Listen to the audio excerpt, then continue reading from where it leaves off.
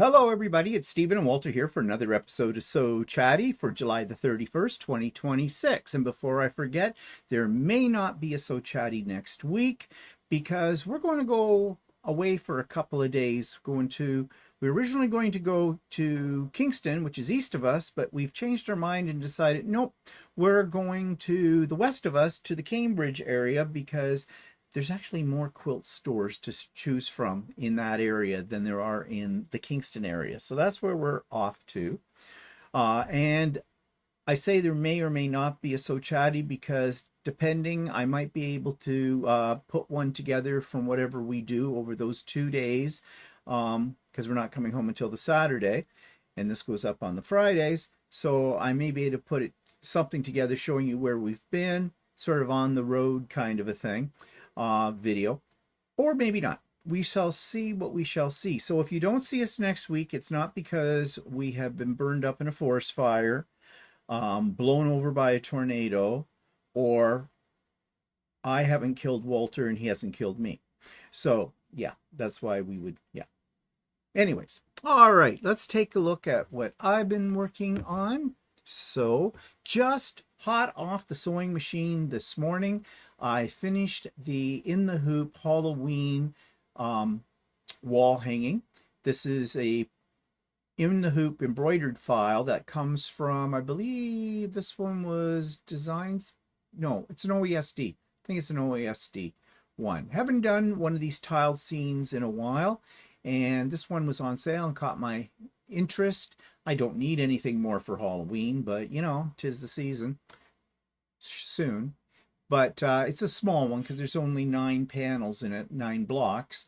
But I got it all bound today and everything, and I have no idea what I'm going to do with it. What do you think of it, Walter? I don't know. What? Oh, I don't know what to do with it. no, I said, what did you think I like of it. It's nice. I like it. It's nice. Yeah, okay, fine. Though it's kind of, the colors are kind of drab in it. But I guess that's supposed to be for Halloween. What would you like? Yellows and oranges and reds, because those aren't Halloween colors. I guess. Purples and muted I colors. thought oranges were. Well, there's orange in it. It doesn't look very Up orange. in the pumpkin. It looks kind of like drab. You want to see drab? How about if I roll it up and stuff it up? That'll solve where I'm going to put it. I know exactly where I'm going to put it now. Right up here, but too. Okay, moving on. I can always count on Walter for an encouraging word. It looks nice. Oh, though. too late now. Really. These are my Christmas portfolios, although they're not a Christmas design, but I'm going to be giving these as gifts at Christmas time to the ladies down at my local shop, as you know. And, you know, last year I did some of these, and I learned from those. One, I got it too complicated a design last year, and I did it on both sides, and that took forever for each portfolio. These ones are simpler, fall scene as opposed to a Christmas scene, because you know you may want to use it all year round. I thought this would go all year round, but these did not come from Dollarama. I had to buy them from Temu. They were a little bit more expensive, but almost the same thing. They're the same size as the ones I got from Dollarama. The difference being is the flap. Dollarama's had more of a square flap that went under a sort of an elasticized band. This one came with a snap already built into it, which I kind of like better, because when I take them apart to put them in the embroidery machine, that rubberized or elastic ribbon band comes off, and putting it back on is almost next to impossible with it. It's just not a question of sewing it back in. Did you install a snap on one? I did. I installed my own snaps, and it's funny, we're going to look at snaps today on what we're talking about as one of the useless things that I have bought, and I'll explain that later. And since Walter doesn't have a shirt to show yet, because he hasn't finished the shirt, I did finish his quilt. Walter made all the blocks for this quilt. How long ago was it you did these? That was before the pandemic. It was, oh my God. Okay, so crap. That's gonna be 5 years ago then, Yeah. probably. Or yeah. So was this a class? It was a class, yeah. Yeah. Sharon taught it. Oh, okay. So he had all the blocks done, but not sewn together nor a border on it. And there is one little thing that he should have done, but he didn't do. What was that you should have done, I Walter? should have chosen 4 colors, Instead right? of three. Yeah.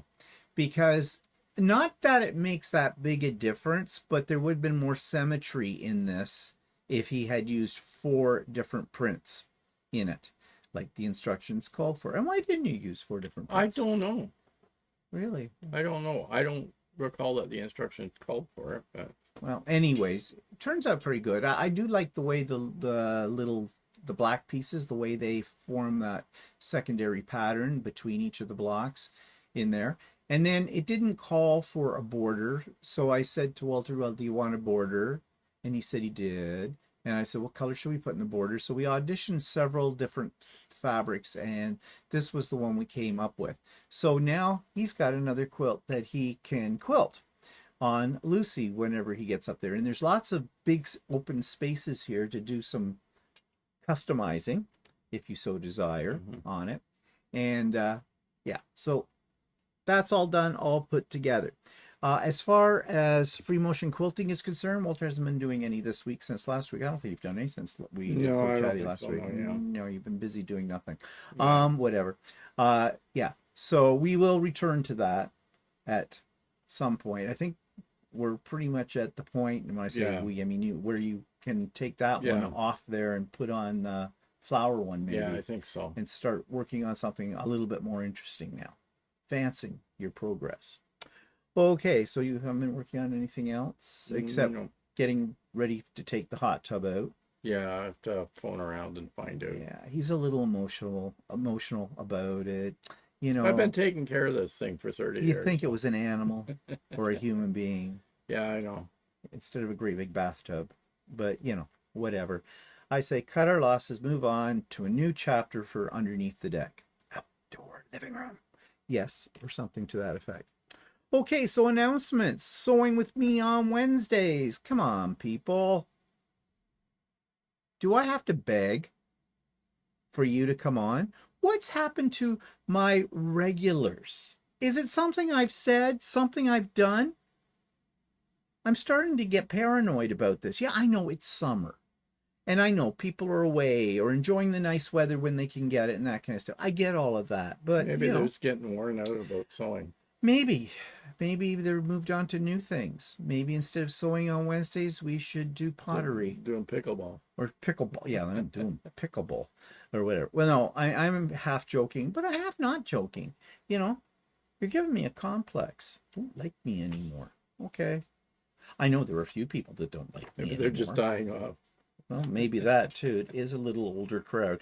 But I didn't see any obituaries, so I guess we're still good. Anyways, it's on Wednesdays as always. So, you know, come join us. Don't be shy. Links in the show notes. Okay, this Saturday coming, which today is Friday, July the 31st. So tomorrow is Saturday, August the 1st. And this is the start of the long weekend in our area up here. So the August 1st weekend, which is known in Ontario as the Civic Holiday Weekend. Or actually, no, it's got somebody's name, doesn't it? Used to call it Civic. Now is it Lord Simcoe? I don't know what it is. I think it's I Lord thought it was Simcoe. they just called it the Civic Holiday, but I don't. Well, I thought it was named. Might be Lord Simcoe. They keep today. changing Yeah, the I know. name. Anyways, it's a 3-day weekend. Not that it matters to us. Yeah, because, most provinces, as far as I know, all the provinces have the day yeah, off. but they all call it. They all different call things. it different things. Everybody yeah. calls it different things. But anyways, it's a long weekend in Canada for the most part up here. So that's tomorrow. But tomorrow morning at 8 a.m., Sean, the guy who sews, his live, and I'm sure many of you are familiar that Sean has this every Saturday morning at 8 a.m. And he has asked me to be the guest this week because he always has a guest. And I've been on Sean's before and always have a good time on there. I think he likes to have me on because I won't shut up.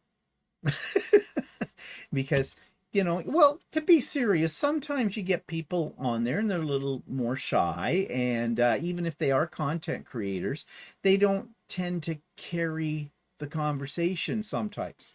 So you have these lulls, pregnant pauses. Well, you never get a pregnant pause with me. I hate a vacuum and I will fill it. Yeah. And I'm already hearing the comments in your heads when I say that. And you're probably all rolling your eyes. Yeah, okay. So give it up. All right, so that's tomorrow morning, 8 p.m. on Sean's channel. So Sean, the guy who sews. Okay, so what did we do this past week on all the videos? Well, Monday morning, speaking of lives, was Monday Morning Coffee Live, which I have once a month. I do Monday Morning Coffee every Monday, but the last Monday of every month, it is live, and I just pick up on what anybody is commenting on in the chat section. So YouTube Live. So the next one won't be until the end of August. Idiot Quilter, still talking about Christmas, and I bought more Christmas fabric, so I showed that and some other projects and things that I'm planning to work on. And last week on Stephen and Walter Live, we talked about horrible drivers on the road. Do tune in for Stephen and Walter Live this Sunday. You know how if someone makes a really, really out there nasty comment on my channel, that I do like to discuss it. Okay, I'm calling them out. Yeah, well, I got a live one for you this week. I don't know this person. Well, we'll never know because that person has been removed from the channel. But I'll talk more about that on Sunday when we get to that section of the show. But yeah, this one, yeah, that's all I'm going to say about it. So tune in. I'm teasing you. Yeah. Okay. So this week, this was a request that came from a subscriber, which a lot of the stuff we do on here does come from your suggestions. So please keep the suggestions coming in. And as we always say, even if you think it's not really maybe a good idea, put it in anyways, because oftentimes it will trigger another idea for us that is a good idea. But this one was somebody wanted me to go through our drawers, storage drawers, there's a joke in there, and show things that we bought and never use for one reason or another. Basically useless things that at the time sounded like a good idea, and then yeah, we thought about it twice when we got it home, and it went into a drawer, lost in time, lost in space, for that. So I went through my drawer and pulled out a few things, and Walter's gone through his drawers and pulled out a few things. And get your minds out of the gutter, it's not that kind of show. And so we thought we'd talk about it. So shall I start? Well, I'm going to start with a box, and the box says snaps and tools. Okay, snaps, good thing, and you do need a tool to put them together. But I made the mistake of buying these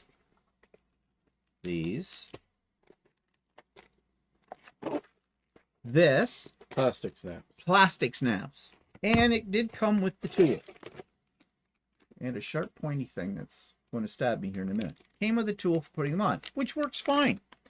The problem is these snaps are so bloody cheap that when you use the tool with them, most of the time they break or they don't snap together. And yeah, lots of colors, but what do you expect when you spend? A lot of times they'll use those snaps like on baby clothes and stuff like that. Yeah, well, maybe they work better on baby clothes, but they didn't work very well on my portfolios or things like that. I don't think you can expect a very sturdy product from that. Yeah. And I have done that before, is even with metal snaps.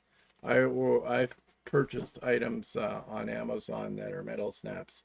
And you have to watch what you're getting, because a lot of times it's the snaps don't work well, or they break. I think if you're going to buy snaps and you're going to use them on a very serious project, like say you're making a purse, a bag, or something like that, where you want the snaps to snap, you want them to work, then it is probably worth spending a few extra bucks to buy one, metal, and two, good quality ones. Yeah. Amazon has tons to pick from. I saw these, and I bought them actually before I was going to use them on the portfolio. I bought them for something else, and I just thought, like, I think it was $10 for everything you saw there, and I thought might have been $11.99. I thought, okay, I didn't want to spend an arm and a leg because I figured I wouldn't use them that often anyways, and snaps are snaps. No, they're not. No, they're No, not. and I bought some when during the pandemic. I was taking some classes, and one of our projects was an outdoor quote, and I bought snaps on Amazon that looked like they were really nice, and I got them, and they looked really nice. But as I was putting them on, I out of every three, one two of them would bust Mm. when I put them on, and I ended up having to order some more because I had half the coat with snaps on it, and the other half didn't have snaps on it, and I finally got them all in. But I wouldn't recommend them. And since somebody else said, yeah, it's hit and miss what you get from Amazon as far as the quality of the snaps. So I had ordered some stuff from Cleaner a, Supply. no a reputable leather company Oh, in Toronto, well, that place. and Yeah. they had snaps, and I ordered. Somebody suggested order some from them. They were a little bit more expensive, not a lot more expensive, but the quality of the snaps are like 10 times better. Yeah. So So you we really really have to. need to watch what you're getting. Yeah, it's not, if like Walter said, he bought cheap ones and most half of them busted and he had Well, to buy actually, they more. weren't that cheap. It's just that Oh, a lot of them broke and mm. stuff like that, and it was just a poor quality product. I think that's the problem when you buy something like that. Basically, you can't see them except in pictures on Amazon. You're not really sure what you're going to get unless it's from a company you know the name of. And I have no idea what a reputable name is for a company with Yeah, snaps. But this one place in Toronto. So if we ever go down that way again sometime, it might be worth we've picking been up. in that store Yeah, before. we've been in Yeah, there. But I'm saying like go in and sort of stock up for future projects, on decent snaps, then you've got them kind of a deal.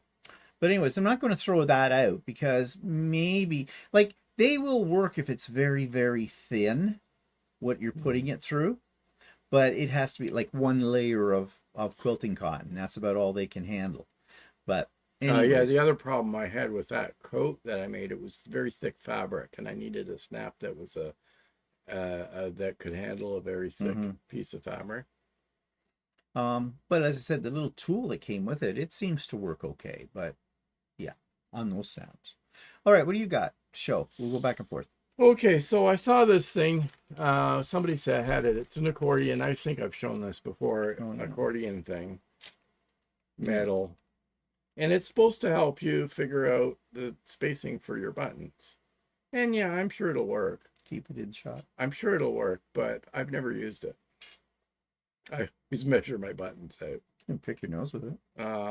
So I may use it someday down the road, but I have never used it to date. Hmm. Didn't I make you one? No, I don't think you did. I saw 3D printed Yeah, I think you versions said of that it we're too. going But to. yeah, I mean, I think it probably will work. It's just you don't I've never used need it. No, well, it sounded like a good idea at the Yeah, and I time. went like nuts. I saw it, and somebody said, "Oh, this sounds great. This sounds great." And a whole bunch of us ordered one of these. What did that cost? I don't recall. I bought it. I think I bought it on Amazon. Hmm. It might have been around $20. Hmm. And a bunch of people ordered one, but I haven't heard of anybody using them. So, I don't know. So what? It's so you can mark it. So you would stretch it out and have equidistant between each buttonhole kind of a Yeah, thing. and yeah, it's so that they'd all be even type Yeah. of thing. Hmm. So you wouldn't have to actually measure out. Well, it actually sounds like a really good idea. Yeah, it does. But But for okay. me, I haven't used it yet. No. Any people out there used one of these before and love it? Hated it? Never seen one before? I don't know. Let's see. I have another thing in a box. Now, this isn't actually useless. I do use it, and I have two of them. Don't ask me why I have two. Somehow I ended up with two. But it comes in this box, and it is called Easy Binding Winder. And this is what it looks like. It's in hot pink. It's the only color they had. So, you have this device, and you have a handle here, and this comes apart. You squeeze those in, and this pops out. And what you do is there's a clip right here on the side, and you take your binding after you've folded it and ironed it, the halves, stick it under there, put this in here, put the handle back in, and you'll wind up your binding. It works and it works fine. The one problem I have with it, this clamp, this is the clamp, and there's some holes here. We'll just separate down here, and this clamp goes into those holes. And the idea is, it says a little slider on here. It drops this part down, then you just push it up and put the slider on it, and it holds it to your table. It on a regular table, yeah, it holds not too badly. On the table I use it on, it's where my pressing mat is. It's with the mat and the board I have under the mat and the table itself, it's too thick for this to fit. So what I have to do is slide the mat out of the way, and then I can clamp it. But that's a minor thing because I can make it work. And you just wind your binding onto it. Then, when you have the binding all on here, you can slide this handle off like I showed you a moment ago, and you've got all your binding neatly wrapped up on a tube, which you could take over your sewing machine, and away you go. Now, it would be nice, actually, if they sold just this little inner part separate, so you could get maybe 5 or 6 of them, and you go on a binding making spree, and you have all these on here, very neat. When you need them, you've got them all there. I do use it. I use it actually pretty much most of the time, especially if I'm making binding and I'm not getting around to binding that quilt for a while. Then yeah, I've got it. Now I can slide it off that little tube in here, and then I just put a big clover clip. Can't you just use a workshop clamp for that? You could. You Yeah. could just put another clamp on it, but I use the one it came with. But I have 2 of them, and I'm trying to remember why I bought 2. Actually, when I first saw this, I had just got into quilting, and I was watching Mr. Domestic, and he had one of these, and that's where I saw it for the first time. I thought, oh, so I ordered one. I think there was something, I never got it. I didn't think it was coming or whatever, and I wrote to the company, and they said they had shipped it, but I never got it. And so they sent me another one, and then when showed up on the doorstep, the other one, so I ended up with 2 for 1. Yeah, so yeah, it's good. I don't know if you can still buy them or not, but it's called the Easy Binding Winder. So rather than using one of those cards, or you could do the same thing probably with a I thought toilet you were paper roll. supposed to be showing things that you don't use. No, I am. But I do use this, but I don't use it all the time because I was coming to that. The only thing about this that I don't like, besides the fact that the clamping system on it, is that I unwind my binding and let it drape all over the floor. Yeah, I know there are other things you can get, and I've tried them, and I just make sure I don't roll over it with my chair wheels, and I do it from there. But it's not useless, but it's not a must-have. Okay? You could use a toilet paper roll. Or you can use, there's those other things in there too. Well, don't get so cranky about it. I just thought people indeed, jeez, you take everything so literal. Show us something you've got so I can cut it up. Okay, so I'll do a batch here rather than one at a time. So I've got all these rulers that measure your seams. Yeah. I Hold have, it up so people can see. okay, I have these ones I ordered from Amazon originally, right? And they're not actually in inches, they're in centimeters, but you can figure it out how big your seam's going to be. And the whole idea is that these are special material that you can iron on. Feels like a plastic. It feels like plastic, but you can iron on them. It's a type of heat-resistant plastic. So what's the point? And yeah, so that you could just put your hem on there on a certain length, and then rather than measuring it, they can't see. I'm seeing it. Yeah. So like you just put your, like each of these squares are about 3/8 of an inch. So you can just put your hem on it, and then you wouldn't necessarily have to mark your hem, and it guides you into how wide your hem is. Okay, so that sounds very helpful. Why don't you use it? Because I find it's a nuisance, and I just use a ruler instead. And I have another one that you gave me, that you gifted me. Yes, because It's a metal one called Ritz Easy Hem, and as you can see, I have never used it. I'll tell you one thing about that. I bought it. It was an impulse buy because I don't really hem things. But here's the problem with this. Yeah, you can use it with your iron. It doesn't melt or anything like that. It also gets incredibly hot very quickly from your iron because it's metal and you burn your fingers off. Well, and the other thing I noticed on here, that thing, I often use a 1-inch ham on stuff. Nobody can see that. I often use a 1-inch ham, and the markings has a 5/8, a 3/8, and then a 1.5 inch. Okay. And then a 2-inch. Well, so so if I want a 1-inch, and why is it curved? I think it's probably, Is it for dressmaking? yeah, maybe for sleeve or for a rounded hem, I guess, maybe. Hmm. I don't know. Well, Anyway, I don't use it. yeah. I just use a ruler. And I do the same thing with this thing. It's called Seams Right. Oh, okay. I have one of those in mine Right. too. And it shows you all kinds of seams, like 5/8 of an inch and a quarter and a half and 3/4 and 1 inch and stuff. It's in the bottom of my drawer. Until today, I forgot I had it. I've never used it, And so, again, I always just use a ruler. So but I saw it somewhere and thought, oh, I should get it. It costs $2.49. it has a buttonhole thing in there to make. That's different from mine. To I guess if you were doing a manual buttonhole. In the old days, you had to do a manual buttonhole. See, I can't figure out how to use it. Like, it's got all these markings, 1/4 inch. Yeah, well, you just hold it up against your seam to see how big it is, right?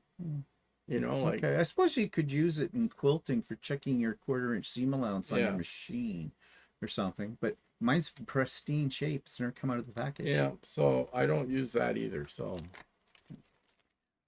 Well, here's something that I thought would be a great device, and I did not originally buy this for quilting. It's a crummer. You know, little round brush, like on your table. so when your table's crummy. Yeah, when your table's crummy, you pick up the crumbs with it. And it does work for that. But I thought great for loose threads and things like that. Well, no, it doesn't really pick them up. And if it does, they get all tangled up in there and you spend hours picking them out. I have other ways. I have a little mini vacuum cleaner that works fine on top of my pressing mat or on my cutting board. And I think I bought it at the dollar store at the time. But if it had crumbs, it would work for that. Do you have something else? Yeah. Let's see. I think you may have gifted this to me, but I'm I not get sure. them all the stuff that I don't want to use. Yeah. Yeah. Yeah, it's a buttonhole cutter. Yeah. I tried using it. I don't like it. Oh. I tried. You have to pound it, and it just. Oh. It not. It has a knife. It's got a little cutting It's mat. got a cutting mat, a little knife, and I It's guess a little wedgy thing. yeah, it's a little wedgy thing, like this, right? And it's supposed to open your buttonholes, but I just use seam ripper to do it. Yeah. Maybe in the old days, before there were button holder attachments for sewing machines, maybe that was more I popular don't know. then. I just find it's more. I've tried hammering it down a couple of times, and the button hole still is closed. Oh, So I just okay. can't be bothered with it. Well, that's one of those things that's just useless. I just what I do is I'll do to open a buttonhole.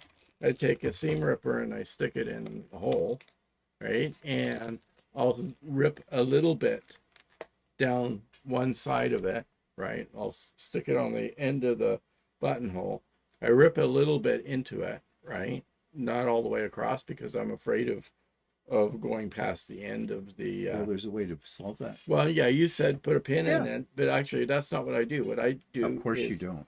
Is I rip it a little bit to the center, and then I turn it around and start out the other side and rip it further, and then I hit the open part, and it's done, right? So The way with the pin is you put the pin up at the edge of at the top of your buttonhole, and you start at the bottom, and when you get your seam ripper gets up there so it doesn't go beyond where you want the hole to be, the pin stops the seam ripper from doing it. I saw that on YouTube once, and it does work with that.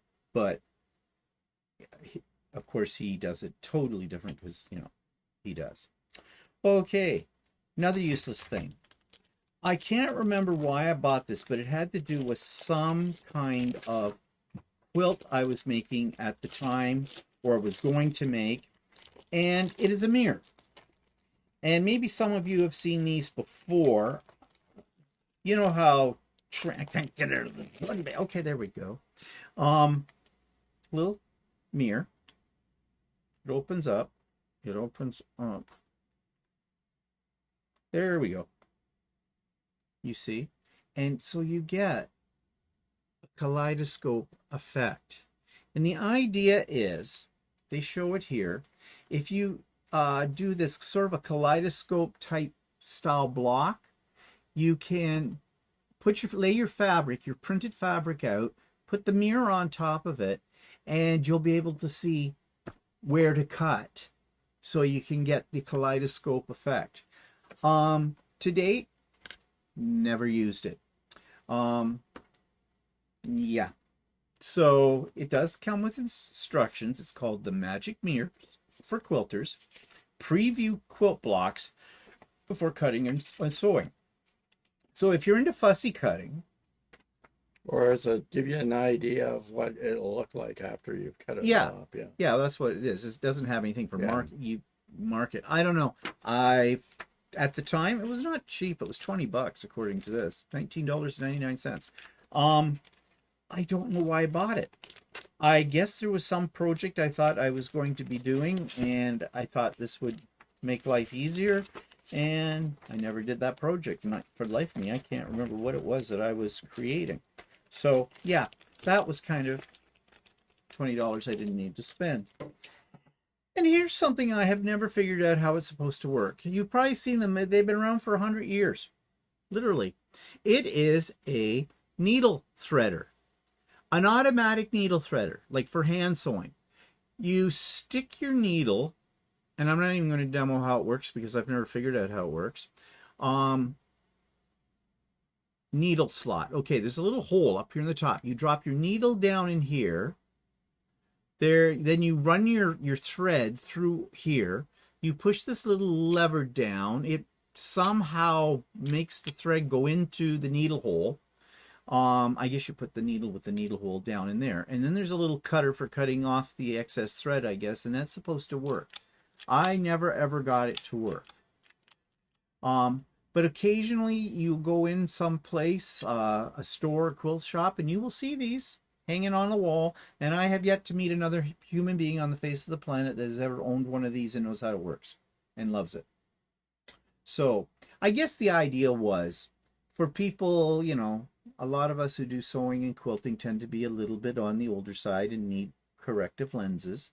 And it's more difficult to see to thread your needle, and this is supposed to help with that.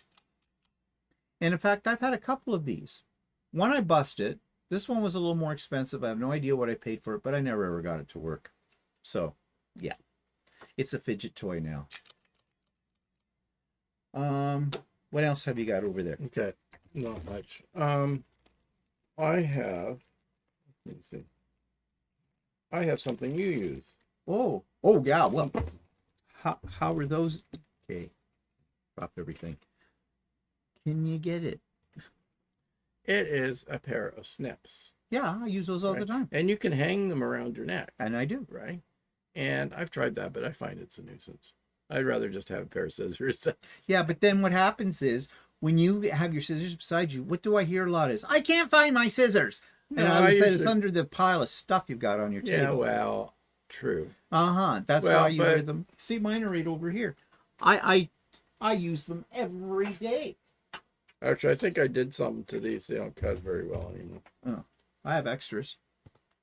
I stockpile them because I lose mine. Well, they fall out of my they fall out of your holder and then you can't find them. Oh, by the way, the ones that I lost the other day, I found. They were just sitting over there. So you see, you wear it around your neck. First pair I ever got of these were from Janome. And that's why my little strap says Janome on it. But the little tube that you stick it in, it's just a little piece of plastic tubing. And it gets grungy. Actually, this one should be changed. It's getting kind of grungy looking. Or that doesn't have it doesn't hold as well. Again, and the little points just go up there. And you wear it around your neck. I have been known to go out of the house wearing these scissors. Well, what's useful for one person is something that I don't use. I can't live without these. I have several pairs. I have one in my go bag. I've got backup ones of these scissors. I love them. I use them, and I especially love them when I'm doing embroidery work because you're switching your threads all the time, and I have to cut the thread, so they're right there, handy, bang, boom, away it goes. I love my little snips. Okay, something though that I never use, and this has to do with storage. These things, you probably have seen them. Different ways to keep your bobbins organized and from unwinding. Okay, so there's these stupid things, these little clips, and they, they're little, supposedly they're just rubber. There's like a silicone of some sort, and they fit around your bobbin. Yeah, no, they don't. No, not these ones. They don't fit well around your bobbin.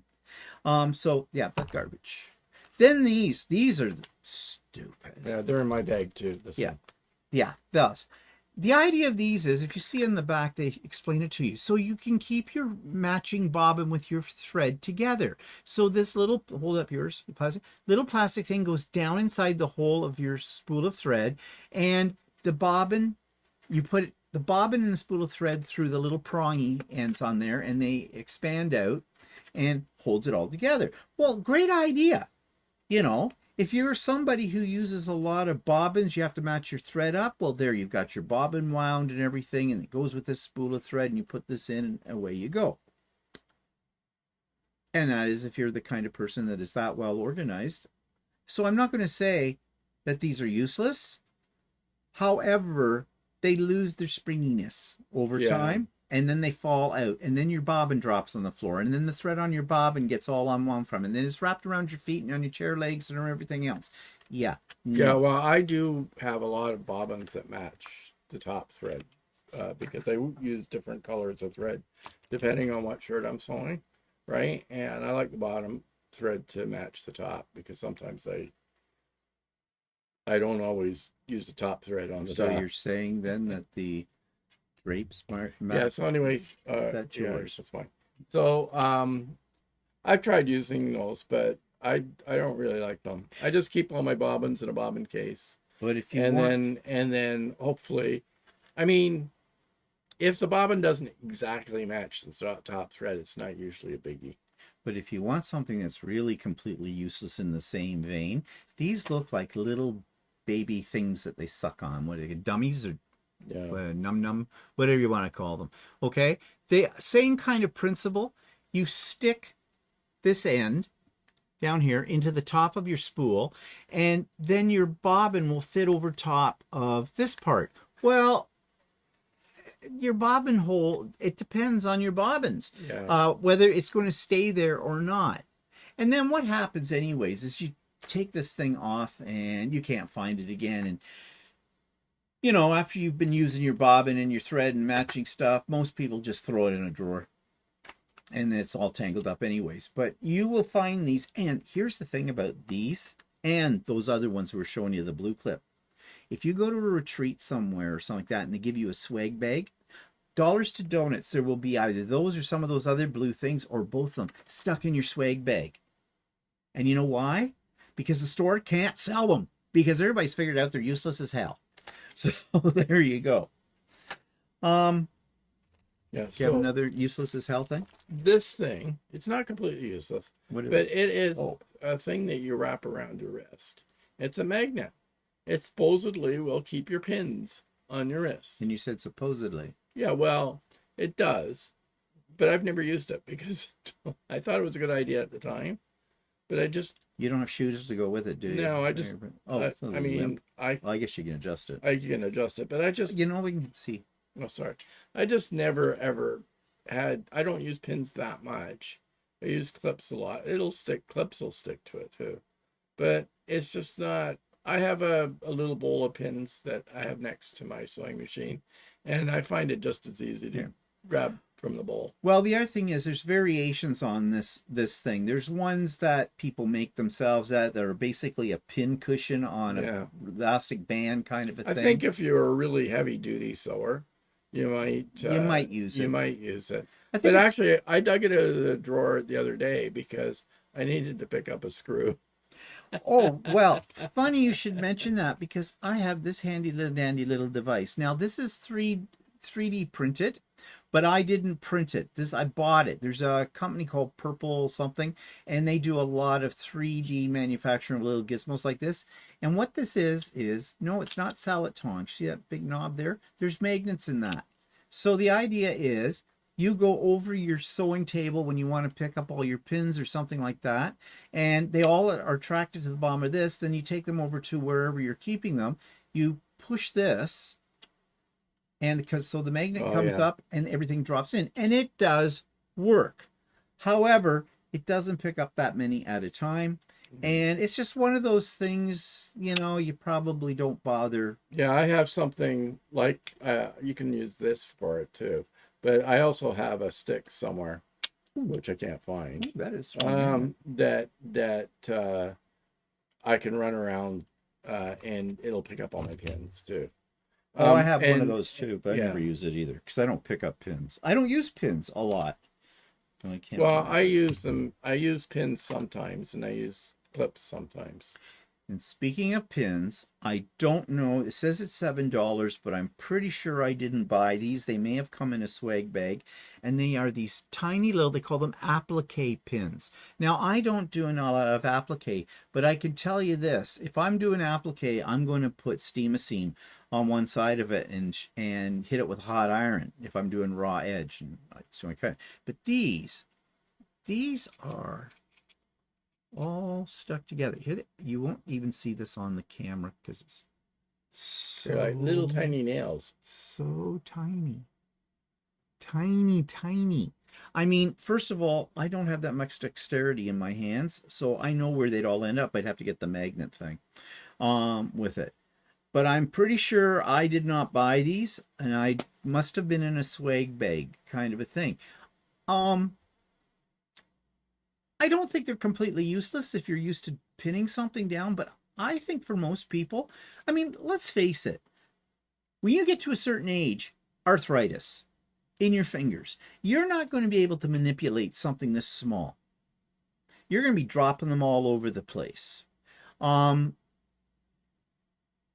I just think it's one of those things that was a great idea. They're 3/4 of an inch. Maybe it's for a specific type of project that you're doing. Maybe.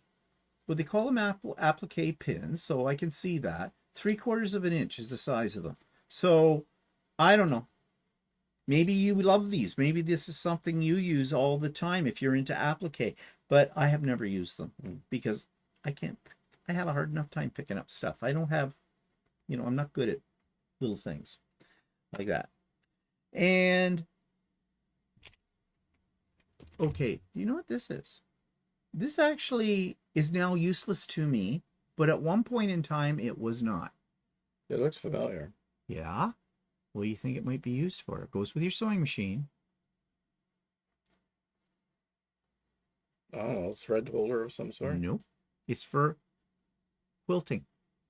If you're going to quilt on your domestic machine and you're using your walking foot and you're doing like straight line and you want to make your lines all equal, well, you have you can get one that comes with a walking foot that's shorter. And I used to use that back in the day when I was trying to quilt my own quilts using the domestic machine.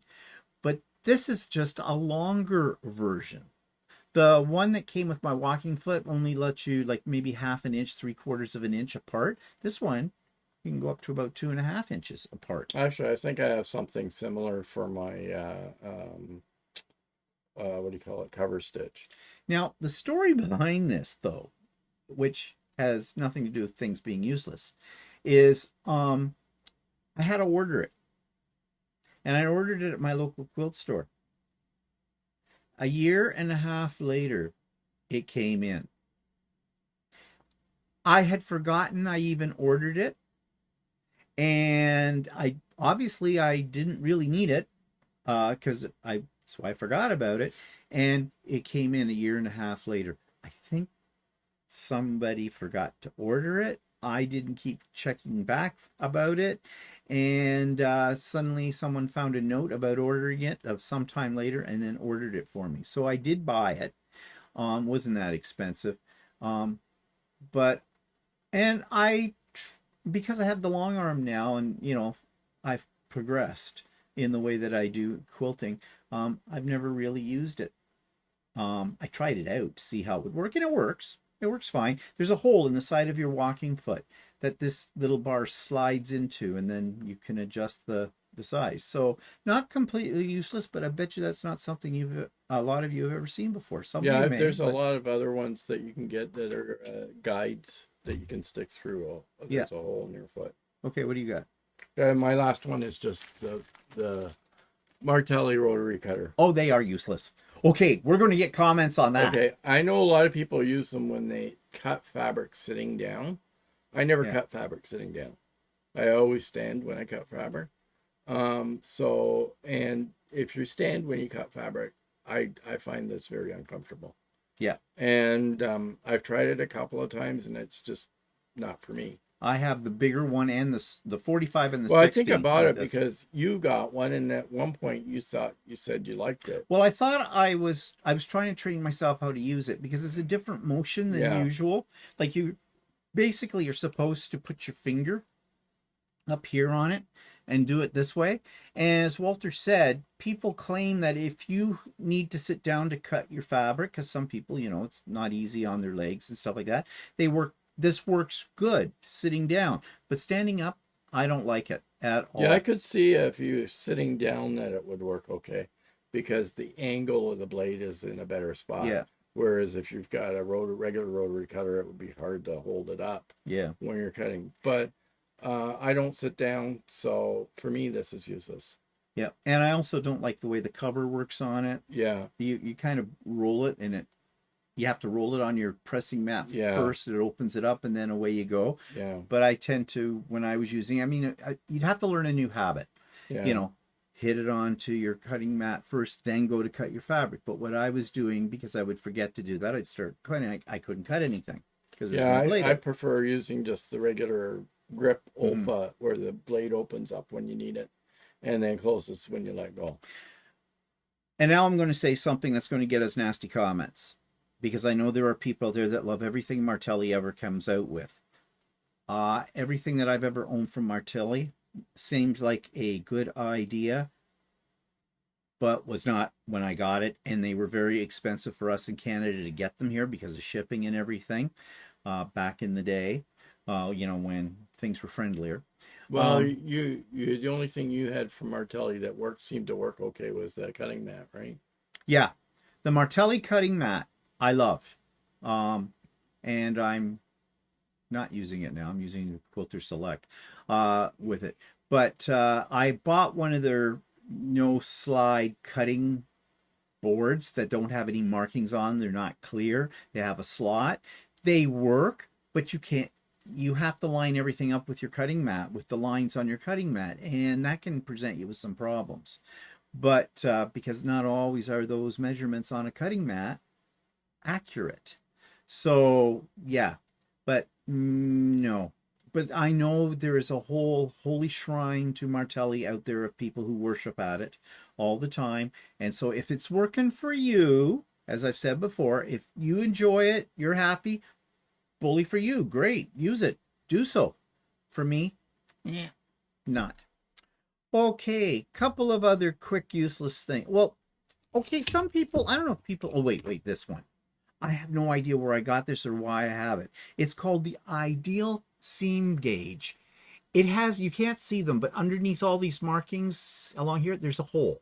And the idea is you're supposed to drop your needle into one of these holes, and they match up to numbers like 5/8 of an inch, 3/4 of an inch, 1 inch, 1.5. And instead of measuring your seam allowance, if you want to adjust your needle, you use this somehow. And it does say instructions: drop needle through hole of desired seam width, then square ideal seam guide along edge of gauge.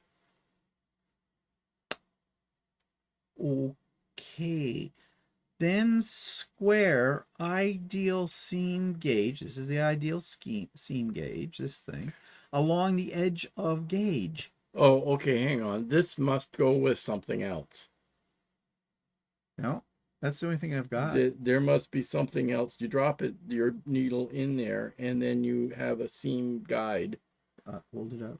You drop your needle in there, I think, in the hole, and then wherever your needle is on your foot, it sticks out, right? This thing sticks out, and then you have a second part that is this part of it. No, that's not part of Okay, it. you put a seam.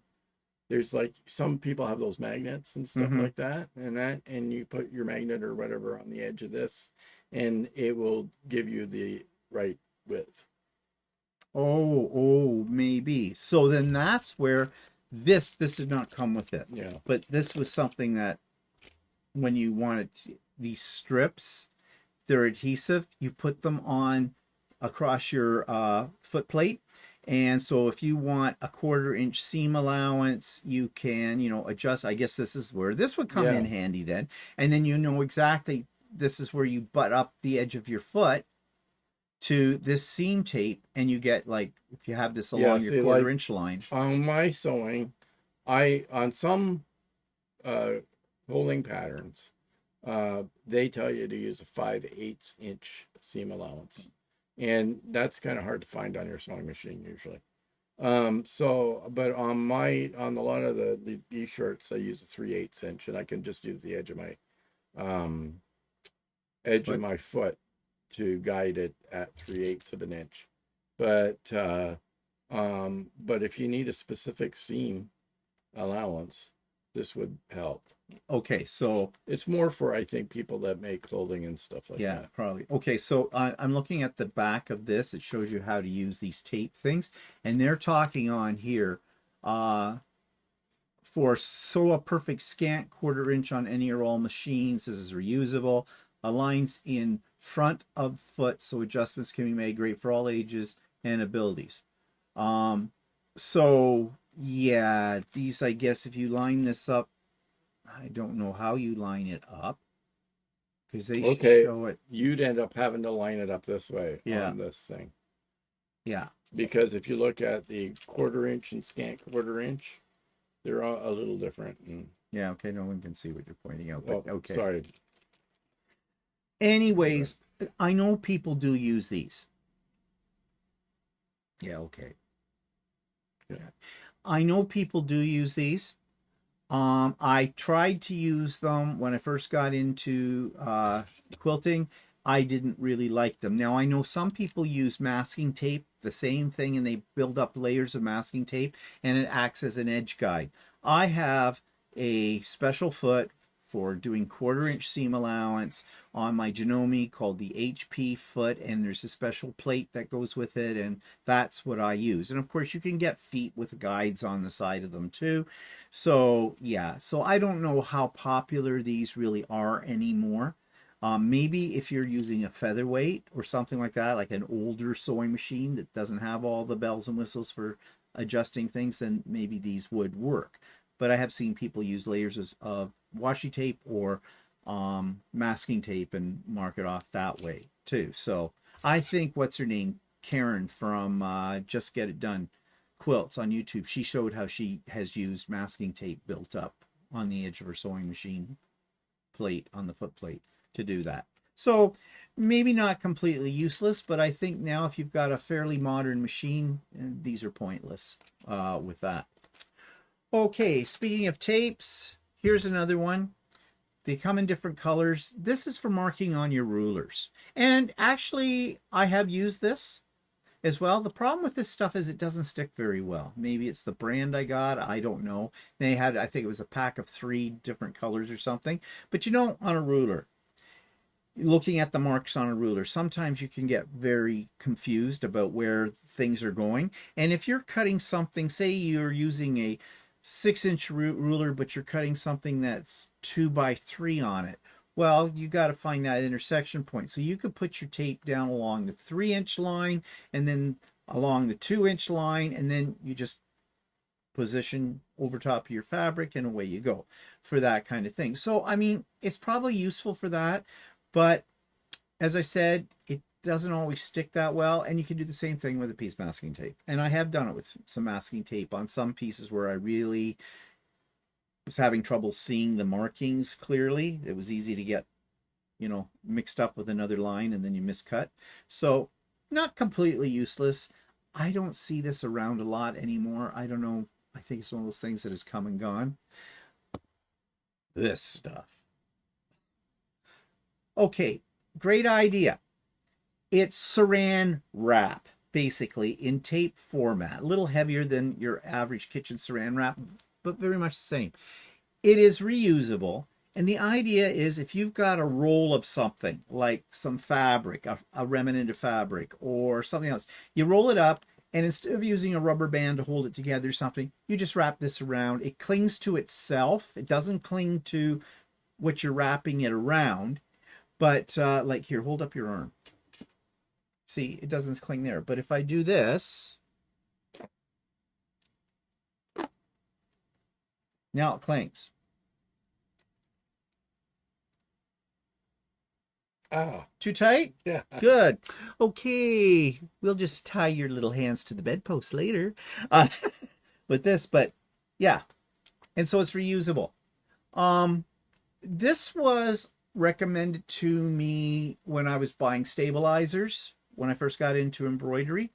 And your stabilizer comes on big rolls, and if you use a rubber band on like tearaway, it'll tear into it and stuff like this. This won't, and it'll hold it all together nice and neat. I don't use it. I use pins. I just put a pin in it, keep it all, or a clip. I don't use this stuff. But yeah, and it's expensive. This isn't really cheap. So get out your saran wrap. Yeah, so that'll probably work. And these. Okay. This sounded like a good idea. It's by the Gypsy Quilter. It's called the Magnifying Set. Now, what it is, I've used it once or twice, but that's it. You get two lenses, a small one and this one. They're magnifying glasses, okay? So if you, on your ruler, they're meant for your ruler. They have sort of an edge on here that is non-slip. And if you're having trouble seeing the numbers in a certain section, an intersection point, you put that down on your ruler and it magnifies so you can see it better. Well, it doesn't magnify it by that much.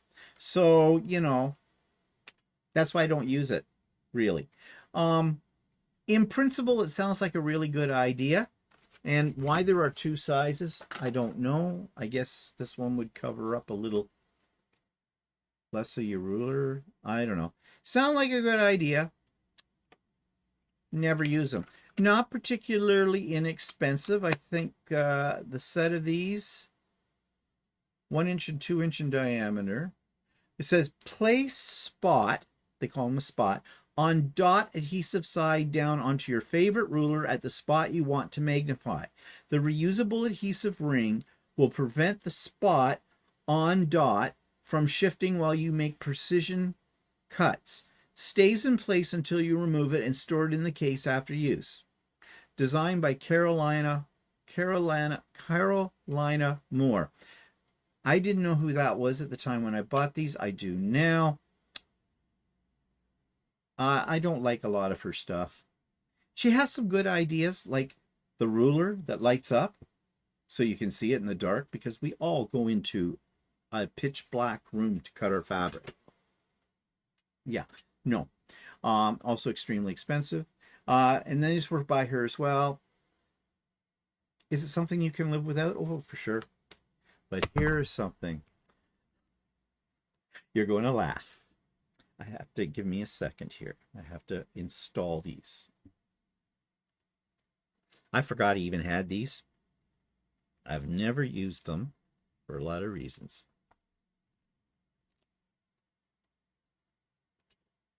Wait. Now, what do you think these are? Ooh. Ooh, ooh. They're finger lights. Yes. I am not sure how these will help you with anything.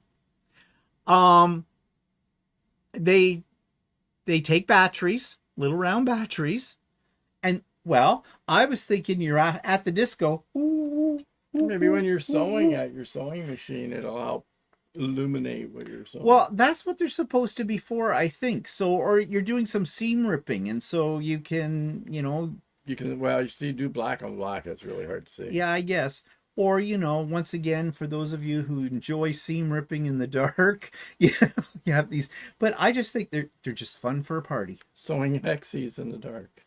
Yeah, could you see this with the right music? You're at a quilting retreat, put on a little disco. People, ooh, ooh, ooh, ooh, ooh, ooh, ooh, ooh, ooh. Or, someone gets into your face and you go, oh, I don't know why I bought them. I'm not sure where I got them. I think I saw them on Amazon or something like that. And I don't know what went through my mind. Just just fun. And actually there is four of them, but the other two, the batteries are dead in them, so I wasn't replacing. So you put one on each, or you put two on a hand, or whatever. I don't know. Just yeah. Just that much fun, really. Okay, so that's all the things I found. I'm sure I have more somewhere. I had a lot more stuff at one point, but I got rid of all the useless things. Yeah. I I should just take this stuff and chuck it. But I don't want to chuck it. It might come in handy one day. One day I'll think, oh, where did I put that ruler that Yeah. I don't use? Yeah. So Well, actually, the other day, this one thing came handy because I was looking for a magnet to pick up its screws. So there you go. You see. What was his name? Never mind. But it was my Epson printer. I was replacing the. when you drop the screw down. Well, no, I couldn't get the screw to come out. So so it's good for pulling your screws. Yeah. Okay, before we get any further with that idea. All right, so yeah, I'm sure if you go through your drawers, you're going to find lots of useless stuff too. And you're probably saying the same thing. Well, why am I hanging on to this? I've never used it. And I don't think I ever will. But sometimes it's just fun to reminisce about the crazy things you bought and you wasted money on. Okay, so I hope that was somewhat amusing for you as well. Maybe some of those items you also own. Maybe some of those items you use on a regular basis and I'm not using them right, or we don't know if there's other benefits to them. If you've got something like that, let us know in the comments about it. Okay, so comments from last week. I just wanted to highlight a few here. This one is from Kathleen, and she says, "Hi, Stephen, new subscriber here from the UK. Started watching your videos about the problems with your 15,000. Hope they are all sorted now. That was my old combo embroidery machine that cost me a lot of money. It was my first embroidery machine, and I still have the playlist up on my channel where you can go through my journey of hell with that machine, with it all. She says, hope they are sorted all now. I guess she didn't catch the date that was on that, because that's from 7 years ago, probably. On that, yes, I got it sorted all right. I got a new machine, and not that one. Just about to buy a 550, upgrading from a very basic embroidery machine. One of the reasons I'm upgrading is to do quilting in the hoop. Suddenly a red flag went up for me on that. We'll be looking at some of your back issues for tips, etc. Love the shirt. Did Walter make it for you? Yes, he did. He makes all my shirts. Everybody knows that. But Kathleen, welcome to the channel from the UK, and I hope you will get lots of stuff from our past videos and our new videos. The 550E that you have bought, I love mine. Walter has one as well. I use mine more than Walter uses his. I'm a power user. Has never given me, knock wood, one problem. Whereas the 15,000, well, you have to watch the playlist. And you have to watch it from beginning to end, because you will see the progression of hell with that. But I wish you all the best luck with your 550. And you will enjoy it, and there are so many things you can do, so stay tuned on the channel, because I show all kinds of things you can do with it. But in the hoop, quilting is not something I will show you. It can be done, but it's annoying as hell, and I do have some old videos on there trying to do it with the 15,000 and whatnot. I'm not going to go into all the reasons why. For me, it is not, I wouldn't use my embroidery machine for that, but there are lots of people who do, especially the ones who own the very elaborate brother machines. They have lasers and a screen, and you can see it's the placement. It's more or less the placement of, if you're doing an edge-to-edge design. But isn't it also the problem where the embroidery part moves the fabric Yeah, around? so it's moving And the your quilt. quilt's very heavy. Yeah, and quilts are very heavy. So there are devices you can spend a lot of money on to help you with that. I used to rig up bungee cords from the ceiling in my old sewing area, which is basically the Lucy room now, because there's open beams in there. And so I hooked up these bungee cords and clamps and held the quilt up and what to take the weight off it. It was hell. It was sheer hell. Don't worry about that now. We have a long arm. So, but good luck with it. But do watch videos on YouTube. There are lots of them out there about people quilting on an embroidery machine. And maybe good luck with it. That's all I can say. I don't want to discourage you from trying, but just be careful because you can wreck your machine because of the weight of your quilt. If it's a tiny little quilt, a little laptop, or you're doing a table run or something, or even a baby quilt or something, you can probably manage it. But anything much bigger than that, and the weight is just tremendous, and so it can screw up your embroidery machine. Okay, Jen wrote, I'm not a fan of jelly rolls. I find it easier to cut my own strips. I may not get an entire line of fabric, but I get what I want. Yeah, that's true about the jelly rolls, because jelly rolls are basically a sample of a whole line of fabric. And, sometimes they'll come with like 3 of the same pattern. And inadvertently, in my case, I always need 4. And so there's not enough. And jelly rolls are put together that way on purpose because they want you to buy a second jelly roll. And jelly rolls aren't particularly cheap anymore, if they ever were. But I have noticed that jelly roll used to get a jelly roll for around $32, and maybe you still can some places or on some lines. But the ones I've looked at lately, they're around 60. Yeah, 60, 65 or more for a jelly roll. Yeah. So yeah, Jen, cutting your own strips, especially if you have like an AccuCut or a Stripology ruler, makes more sense. More bang for the Especially buck. if you wanted specific colors Yeah. or something like that. Yeah, so I think you're wise doing that, Jen. Selena says, Walter's doing a fantastic job. I have been watching since he started, and he's improved with each session. She's talking about the free motion quilting. He is certainly ready for that panel quilt. Feathers aren't easy. I can only do swirls and doodles. Thanks for another great show. P.S. I would love to see more of Walter's sessions, and I'm looking forward to Stephen doing some more machine embroidery. Well, yeah, I do it all the time, and I tend to forget to make videos of machine embroidery. So yeah, that's a good suggestion, Selena. I will do that because I just assume that everybody, that's interested in machine embroidery have done all these things. Yeah, And I don't know. maybe I not. think a lot of people get an embroidery machine and they think like I did when I was doing embroidery, is it only does the one thing. Yeah. Like it embroiders whatever you want on a piece of fabric, right? And but you can do so much more. Yeah, and if you look right now in our background around the room, the things that are hanging up and on the wall and on the cupboard doors, all of those items were all done on an embroidery machine. So yes, you can even do a whole quilt on an embroidery machine. There are files for that. Mm-hmm. The only problem is they tend to be very, very heavy, and they're more showpieces than a cozy little quilt because they're not fluffy, because there's a lot of thread going on in all those.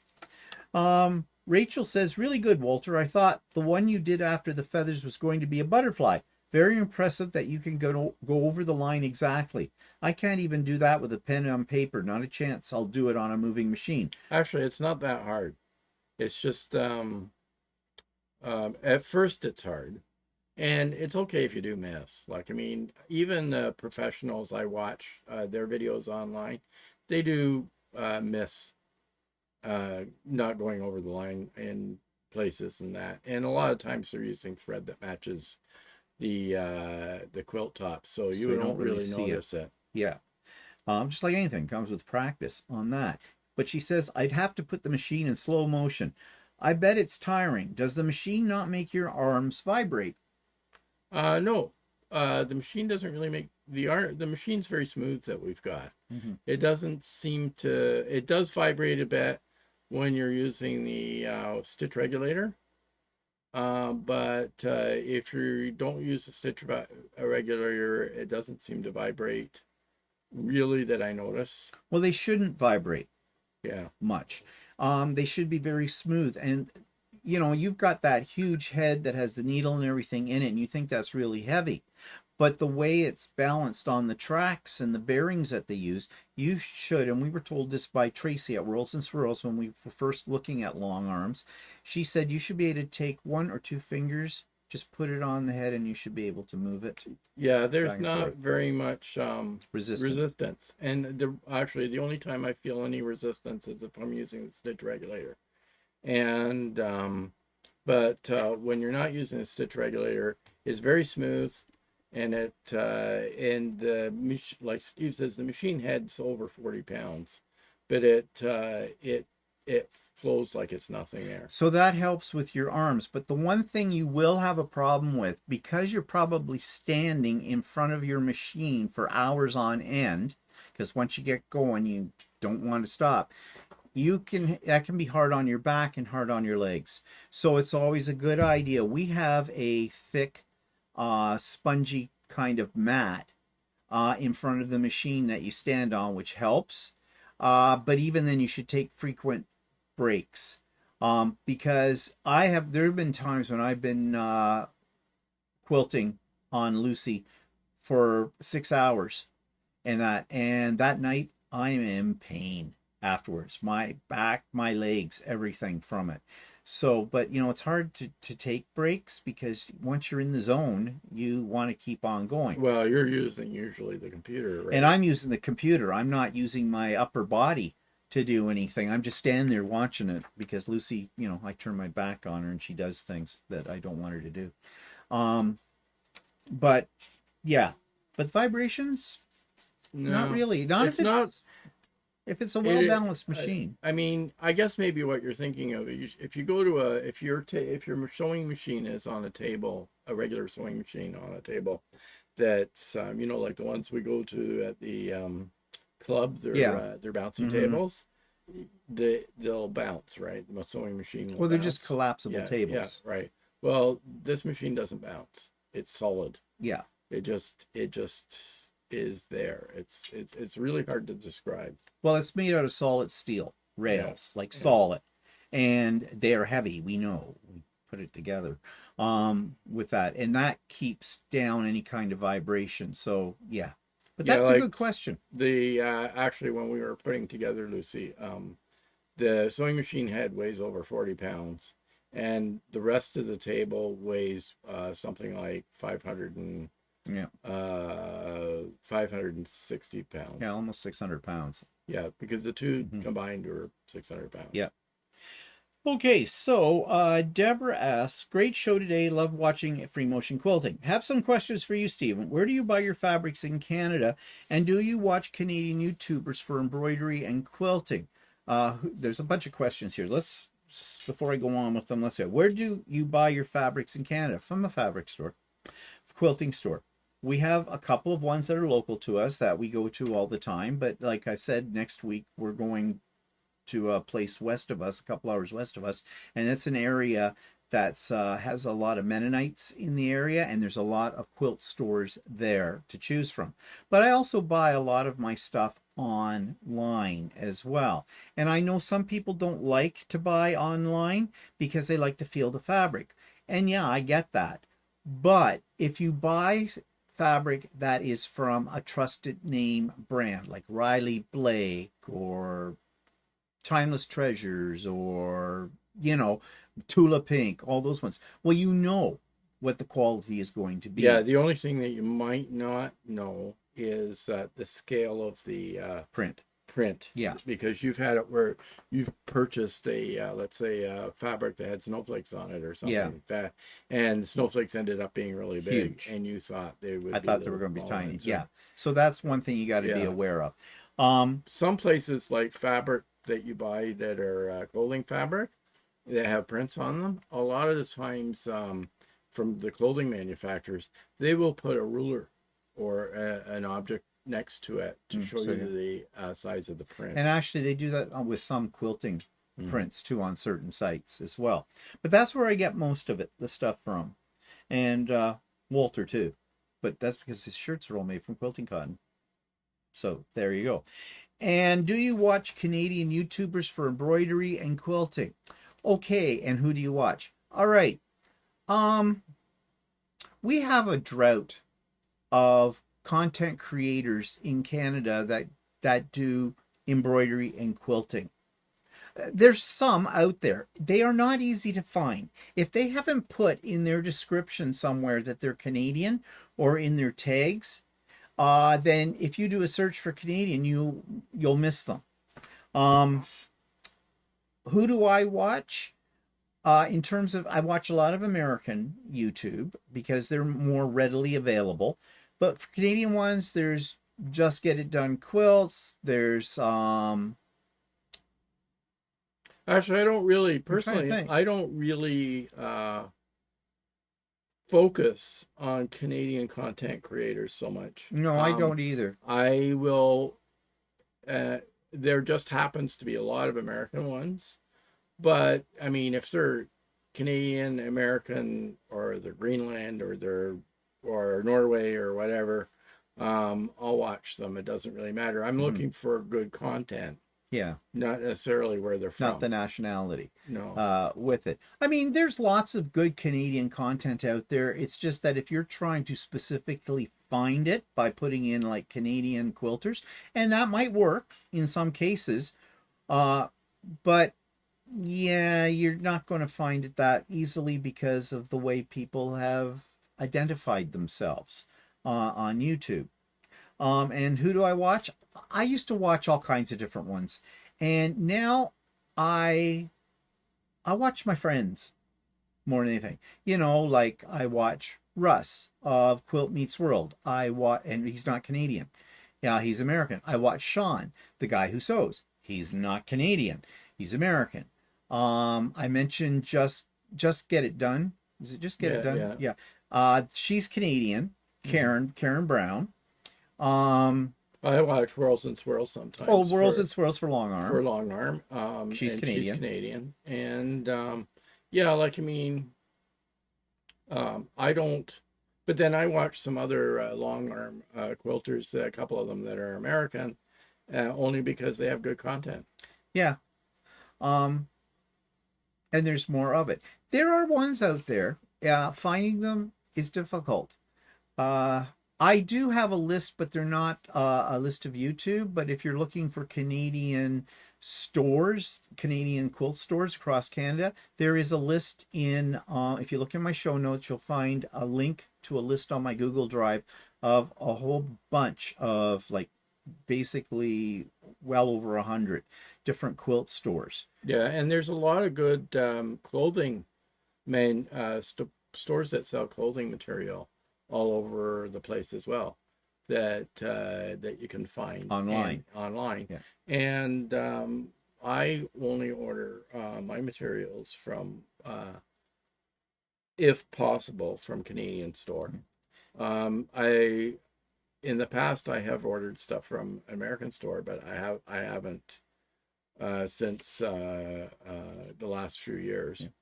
But I'm going to suggest to everybody that's watching this, if you want to give Deborah a hand with this, if you've got some Canadian YouTube channels you watch for quilting and embroidery, just put them down in the comment section.